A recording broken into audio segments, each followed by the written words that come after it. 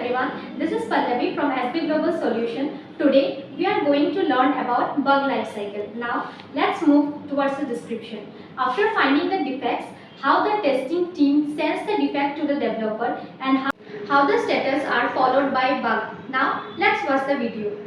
Hi guys, today here I am here to explain about bug life cycle. So coming to the introduction, what is this bug life cycle? So bug life cycle will start before there is a software testing life cycle.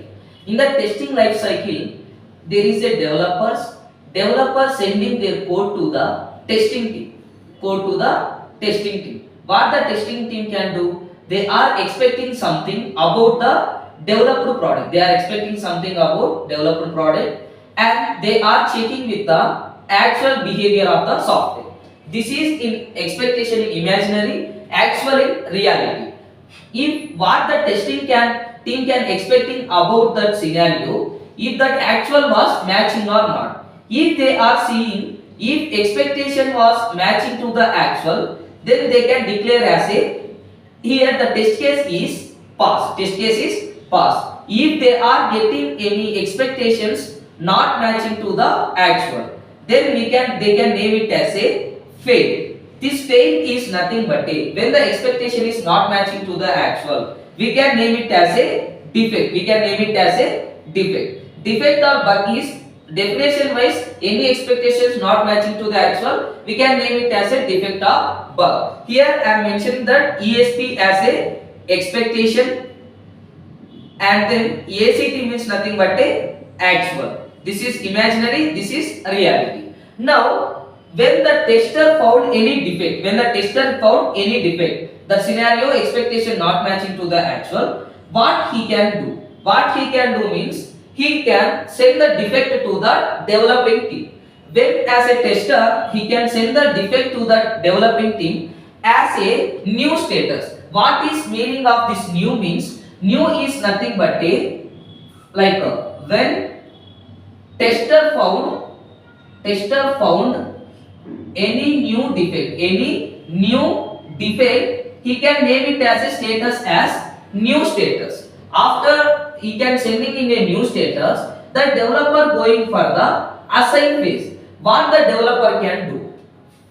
Before opening to this bug, he can check that if the defect is genuine or not. Genuine in a sense. So you can see some testers based on their pressure levels, they are sending the ungenuine defects. They are expecting wantedly, they are sending some defects. When the testers was wantedly or by mistakenly sending any defects to the developer had a chance to reject. What is the chance? Reject. Reject is nothing but a when tester sends any not genuine defects, it will enters to the reject. Reject is nothing but reject is also known as not a bug. When the developers rejects the defects consider as a not a bug. And in the assign phase, there is another same assign phase. One is the reject. Reject is nothing but a defect is not genuine. And second thing is defect is okay, but developer had some confusion about the defect. So there is a defect, but we don't know either it is stable or not. In that situation, they are waiting for the confirmation.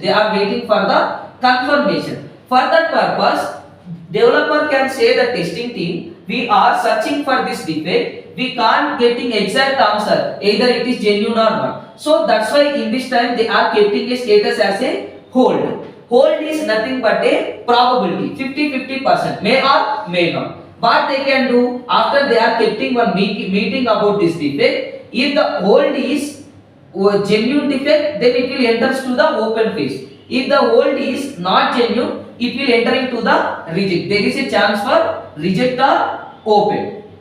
But as per design is a rare case. Why? Because in software industry, day by day or weekly wise requirements will be changing. In that time, testers was not aware with the testers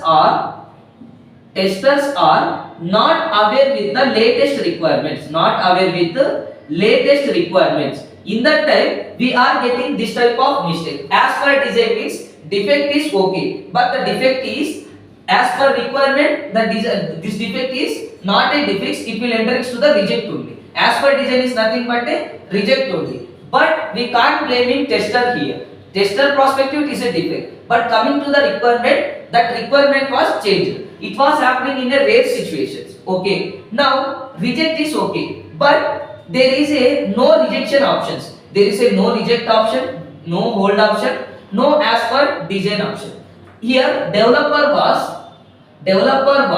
okay. He can accept it. Okay, this is the defect only. Then he can name it as a bug. Here developer will be accepting. What he can do, if the developer accept, if the developer reject, it will enter to the not a bug. If the developer accept the defect, it will consider as a bug. What they can do that bug? They can open the bug to fix. They are going for the open.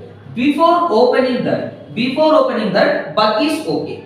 Now we can see, yeah, okay guys, here we can see in the open time, we need to check for duplicate and deferred. What is meant by duplicate? Okay, one tester found a defect as a. Another tester also found a defect as a. Third tester also found a defect as a. These all are defects, but these all are known as same scenario, same defect. So, as per developer perspective, he can't ignore these two defects. He can name it as a, these two defects are duplicate. Duplicate is nothing but a, these two defects are similar to this defect. So that's why he can give a name as a duplicate. Now the fourth, in the open phase, there is another thing. What is meant by deferred? Deferred is nothing but okay, defect is confirmed. In the scenario also, developer have a lot of works. In that time, the defect contain low priority and low severity. What is that? Low priority and low severity. Low priority means nothing but there is a no importance of the bug and there is a no impact of the bug. Priority in no sense important and severity in no sense impact. There is no that much of importance of the bug. There is no that much of impact of the bug. Like we can see, there is a help. Help is the expectation, but we found that HLP. This is the defect only. But this spelling mistake is not that much of impact to the application. That's why we can name it as a low priority and low severity. Deferred is nothing but a postpone. Deferred is nothing but a postpone. So we are saying to the developer, saying to the testing team, I am deferring this defect. Why? Because it is a low priority and low severity. I have minor bugs, so I need to fix that bugs. In that time, he can give me a status as a deferred. But the defect is high priority and high severity. All are confirmed. Now it is not a duplicate. Then only he can follow the bug fixing step. What happened means here developer will be fixing the bug. Developer will be fixing the bug. Now you can see after fixed thing, he can giving a status as it is a bug is fixed. Then what he can do? The fixed one sending to the testing team again. Sending to the testing team again. What the testing team can do means they are following the retesting. What is the definition of retesting means? Checking the recheck the same defect again. Developer properly fixed or not. If the retesting the defect will pass, it will enter into the test close. And furtherly they are doing the regression testing. If the retesting we are getting a failed result. So again the expectation was not matching to the actual. In that time already we are sending a new status. Second time we are sending same defect. That's why they are giving a reopen status. Reopen is nothing but the developer was reopen meaning is developer was not fixed properly. Okay, so this is about the defect life cycle or bug life cycle. If in the retesting they are getting passed, they are going for the test close. Then we can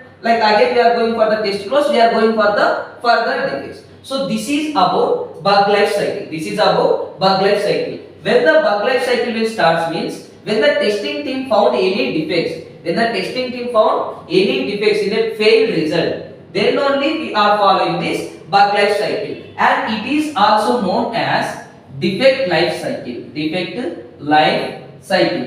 In interviews they are asking bug life cycle or defect life cycle. Okay guys, this is about bug life cycle. Thank you.